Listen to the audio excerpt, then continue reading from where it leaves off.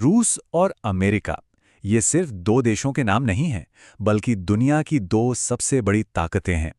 और जब भी ये दो नाम एक साथ आते हैं तो एक सवाल हमेशा उठता है, असली सुपर पावर कौन है? लेकिन क्या ये लड़ाई सिर्फ हथियारों और पैसों की है? आज हम इसी सवाल की तह तक जाएंगे। तो सवाल सीधा है और हमारे आज के विश्लेषण का बिल्कुल यही स्टार्टिंग पॉइंट है। अब ये सवाल जरूरी क्यों है?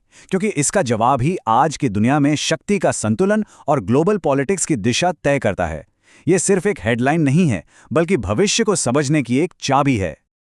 लेकिन एक मिनट रुकिए, किसी को भी विनर घोषित करने से पहले हमें इस सवाल की गहराई को समझना होगा। जरा सोचिए, एक जमाना था जब ताकत का मतलब था एक बड़ी सेना होना, जमीन पर कब्जा करना। पर आज ताकत का मतलब ये भी हो सकता है कि आपकी फिल्में दुनिया में कहां-कहां देखी जा रही हैं, या आपकी टेक्नोलॉजी कौन इस्तेमाल कर रहा है। चलिए इस गुत्थी को परत दर परत सुलझाते हैं। तो इस बड़ी सी गुत्थी को सुलझाने के लिए हमें सबसे पहले ये समझना होगा कि जिस शब्द के इर्द गिर्द ये पूरी बहस है, उसका मतलब क्या है।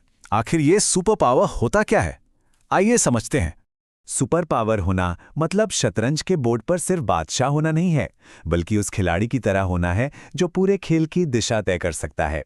मतलब सिर्फ मिलिट्री की ताकत नहीं, बल्कि दुनिया के हर कोने में, हर मुद्दे पर अपनी छाप छोड़ने की काबिलियत। सही कहा, ये कोई मेडल नहीं है जिसे बस जीत लिया। ये एक ऐसी क्षमता है जिसे लगातार बनाए रखना पड़ता है। जैसे सोचिए, जब कोई देश अपनी इकोनॉमी से जुड़ा कोई फैसला लेता है और पूरी दुनिया के बाजारों में हलचल मच जाती है, या फिर अपनी डिप्लोमेसी के दम पर दो दुश्मन देशों को बातचीत की टेबल पर ले आता है। बस यही है वो असल वैश्विक प्रभाव। ठीक है, तो अब हम ये तो समझ गए कि सुपर पावर का मतलब क्या है, लेकिन अगला सवाल आता है कि इस शक्ति को तौलते कैसे हैं। रूस और अमेरिका की तुलना करने के लिए हमें शक्ति के इस तराजू पर एक नजर डालनी होगी।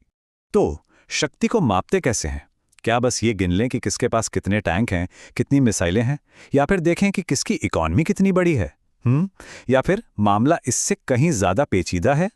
ये फ्रेमवर्क शक्ति को समझने के लिए जबरदस्त है। सैन्य शक्ति मतलब अमेरिका के वो मिलिट्री बेस जो दुनिया भर में फैले हैं। आर्थिक शक्ति मतलब जब कोई देश कुछ तय करता है और डॉलर या तेल की कीमतें ऊपर नीचे हो जाती हैं। और हाँ, सांस्कृतिक शक्ति मतलब हॉलीवुड की फिल्मों या अमेरिकी ब्रांड्स का क्रेज जो पूरी दुनिया में है। असल में ये तीनों चीजें मिलकर ही किसी देश की असली ताकत की तस्वीर बनाती हैं।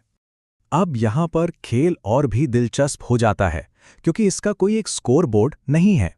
यहीं पर हार्ड पावर और सॉफ्ट पावर का कॉन्सेप्ट आता है। हार्ड पावर मतलब जोर जबरदस्ती वाली ताकत, जैसे मिलिट्री एक्शन या इकोनॉमिक सैंक्शंस लगाना। और सॉफ्ट पावर वो है अपनी तरफ खींचने की ताकत, अपनी कल्चर, अपने आइडियाज से दूसरों को अपना बना लेना। असली सुपर पावर इन दोनों का इस्तेमाल बड़ी खूबसूरती से करना जानता है। ये जो बात कही गई है ना, ये सॉफ्ट पावर की अहमियत को बिल्कुल सटीक तरीके से बताती है।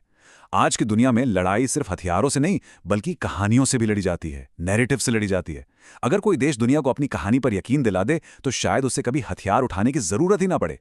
तो इतनी सारी बातें समझने के बाद अब हम कहाँ खड़े हैं? चलिए, अब तक हमने जो कुछ भी जाना है उसे एक साथ जोड़ते हैं और अपने सबसे पहले सवाल पर एक नए नजरिए से सोचते हैं। तो देखिए, हमने एक पूरा सफर तय किया है ना। हमने एक सीधे साझे सवाल से बात शुरू की, फिर सुपर पावर शब्द की गहराई में उतरे, शक्ति को मापने के अलग अलग पैमानों को परखा, और अब हम घूम फिरकर उसी सवाल पर वापस आ गए, लेकिन इस बार हमारी समझ कहीं ज्यादा गहरी है। और यहीं पर हमारा सबसे जरूरी निष्कर्ष निकल कर आता है। शायद असली सवाल ये नहीं है कि कौन सुपर पावर है। असली सवाल तो यह है कि आज के जमाने में सुपर पावर होने का क्या मतलब है, और ये शक्ति कैसे इस्तेमाल की जा रही है, ताकत के जोर पर या फिर लोगों को साथ लेकर। तो चलिए इस एक आखिरी सवाल के साथ अपनी बात को खत्म करते हैं। इस डिजिटल और कनेक्टेड दुनिया में, जहां एक ट्वीट से मार्केट क्रैश हो सकता है और एक वायरल वीडियो से पूरी संस्कृति बदल सकती है, जरा सोचिए 21वीं सदी में सुपर पावर होने का असली मतलब क्या है। इस पर जरूर सोचिए।